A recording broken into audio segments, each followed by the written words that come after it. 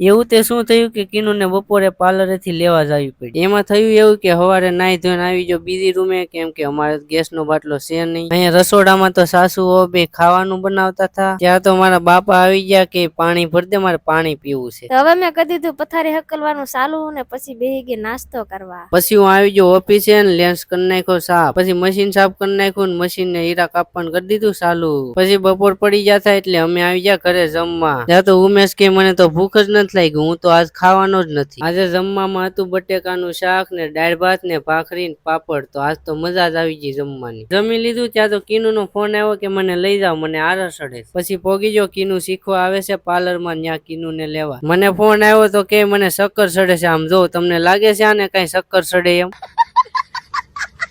પછી કીનુ ને ઘરે મૂકીને ફટાફટ હાલતા થઈ ગયા ઓફિસ બાજુ, કેમ કે થઈ ગયું હતું બહુ મોડું। ઓફિસે આવી ગયા ને પાછું હીરા કાપવાનું કરી દીધું ચાલુ। પછી રાત પડી ગઈ હતી એટલે આવી ગયા ઘરે ને જમી હોતે લીધું તું ને કીનુ કરે છે પથારી। તો મિત્રો આ મિની બ્લોગ માં એટલું જ। આવા નવા મિની બ્લોગ જોવા માટે ફોલો કરતા રહેજો।